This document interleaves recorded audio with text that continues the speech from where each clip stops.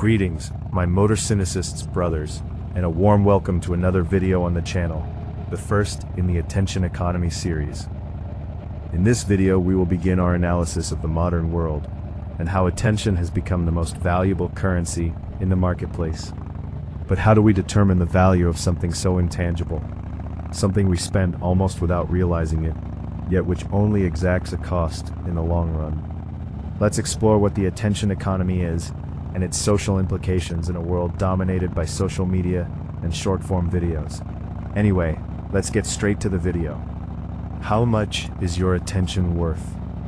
A study on the dictatorship of time and its social consequences.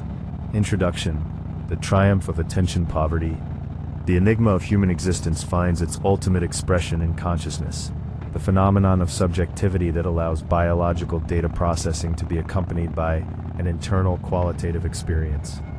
Defining consciousness challenges the very tool we use for the definition itself, as it is the feeling of being something, the red of red, the pain of loss, or the taste of coffee. In the history of philosophy, the classic starting point is René Descartes, who established substance dualism by separating the universe into res extensa, physical matter, and res cogitans, thinking matter. For Descartes, consciousness is an immaterial substance that, although interacting with the body, maintained an independent existence, synthesized in the axiom cogito ergo sum, the realization that doubting one's own existence is in itself irrefutable proof that there is a conscious subject doubting. This view evolved with John Locke, who shifted consciousness from the soul to the psychology of personal identity, arguing that what defines the self is not an immutable spiritual substance, but the continuity of memory and self-perception over time. However, understanding consciousness as an objective datum runs up against what Thomas Nagel called the subjective character of experience. In his essay on the perception of a bat, Nagel argues that even complete scientific knowledge of another creature's neurophysiology would never allow us to know what it is like to be that creature. Science describes the world from an objective point of view, a view from nowhere, while consciousness is intrinsically a point of view from somewhere. This explanatory gap was named by David Chalmers as the hard problem of consciousness. For Chalmers, the easy problems referred to explaining how the brain integrates information or controls behavior, tasks that neuroscience can in theory solve by mapping biological functions. The hard problem, on the other hand, asks why all this physical processing is accompanied by an internal experience. In radical opposition, Daniel Dennett proposes an illusionist or functionalist view, suggesting that consciousness is not a metaphysical mystery, but a user illusion created by evolution for the brain to manage its own complexity, functioning as a simplified interface that conceals the chaotic underlying neural processes, so that this consciousness does not dissolve into an entropic stream of sensations. Attention emerges as the mind's fundamental selective mechanism. Attention is not a singular faculty, but the process by which the central nervous system allocates limited computational resources to a subset of stimuli while ignoring informational noise. From a neurobiological perspective, it operates as an entropy filter coordinated by the prefrontal cortex and the ascending reticular activating system, where neurotransmitters such as noradrenaline and dopamine adjust the signal-to-noise gain. In Daniel Kahneman's cognitive psychology, attention is treated as a finite resource, a mental energy budget that, when fragmented in multiple directions, suffers from what is called task-switching cost, reducing the efficacy of conscious processing and generating exhaustion. The parallel between attention and consciousness reveals a functional hierarchy in which attention is the sculpting tool and consciousness is the marble of lived experience. Consciousness is the stage of the mental theater, while attention is the spotlight deciding which actor gets the lead line.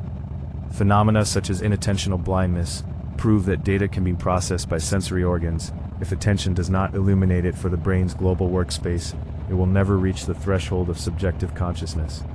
Thus, attention functions as the gatekeeper of consciousness, converting raw data into biography. However, what was once an individual biological and existential process was transformed in the 21st century into a global sociological and economic process, the attention economy.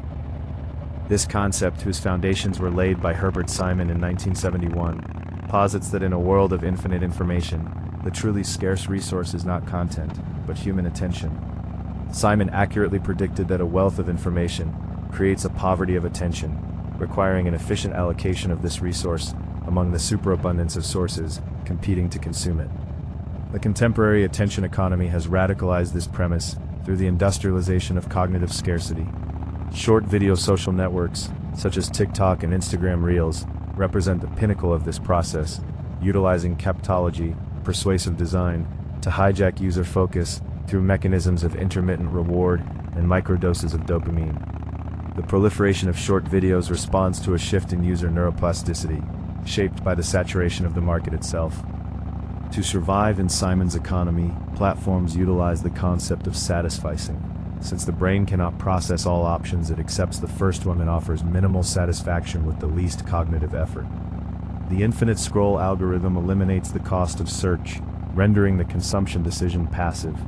The sociological outcome is what Byung-Chul Han describes as the burnout society, where the subject becomes a self-exploiter of their own attention, voluntarily surrendering it to digital regimes that colonize even moments of leisure and sleep, what Jonathan Crary identifies as the final frontier of late capitalism. The transition from deep attention to hyperattention, as woven by N. Catherine Hale, signals a shift in the construction of identity and public debate. In the attention economy, nuance and complexity are economically unviable because they require an allocation of time that the market is unwilling to grant. Thus, collective consciousness is fragmented into spasms of outrage and rapid entertainment, where truth is buried beneath whatever is most stimulating. The triumph of attention poverty, therefore, is not merely a technical phenomenon, but an existential crisis.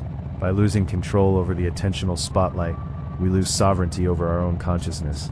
Managing attention ceases to be a productivity issue and becomes an act of political and ethical resistance.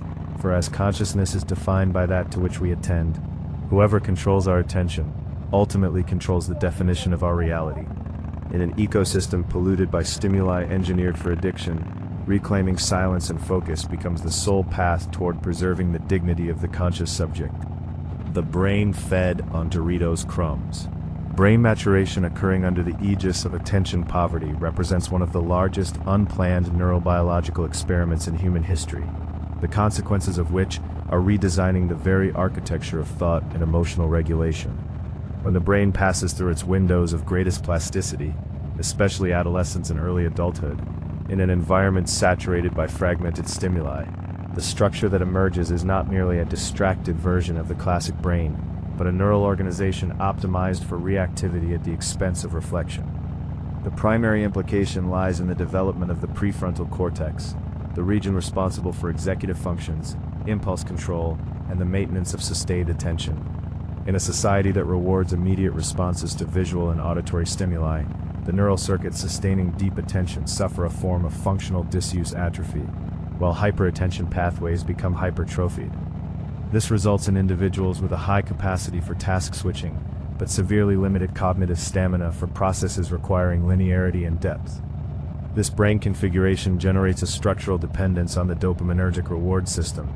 Because maturation occurs within a cycle of instant gratification, the brain develops an extremely low boredom threshold, transforming silence or the lack of external stimulation into a state of physiological discomfort. The direct consequence is the erosion of the capacity for introspection and identity consolidation. Without the empty space necessary for wandering thought and internal synthesis, the self comes to be constructed from the outside in as a mosaic of algorithmic reflections. Individuals who mature in this setting tend to display chronic difficulties in managing long-term goals, given that the architecture of their desire was trained for the 15-second short cycle, making prolonged effort, essential for technical, academic, or emotional mastery, an almost insurmountable barrier. Sociologically, this shift in neural wiring impacts the quality of empathy in public debate. Empathy requires the ability to sustain attention on another's narrative and to process nuances that are not apparent on the surface, skills that are the first to vanish in the economy of attentional scarcity. The result is an individual who, though hyperconnected, becomes cognitively isolated in emotional echo chambers, where only what is shocking or outrageous can breach the wall of disinterest. Attention poverty, therefore, is not a mere focus deficit, but an alteration in the lens through which reality is perceived. Those whose brains matured in this environment face the existential challenge of operating in a world that demands complexity using a neural tool forged for brevity, creating a mismatch between the need to solve deep global problems and the biological inability to keep focus fixed on them long enough to comprehend them. Ultimately, maturation in the era of industrialized distraction produces a consciousness that is vast on the surface, but tragically shallow in soil, where freedom of choice is constantly undermined by the urgency of the next click. Very well, we've reached the end of this first video dedicated to the philosophical and sociological analysis of themes relevant to modernity. In the next video, we will address the long-term consequences for nations that fail to recognize the importance of tackling this growing problem. If you enjoyed the video, please hit the like button. If not, I'm still grateful you made it this far.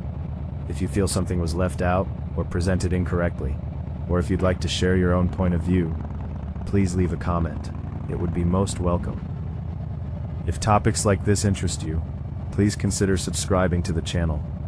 See you in the next video. A fraternal farewell to all my motor cynicists brothers.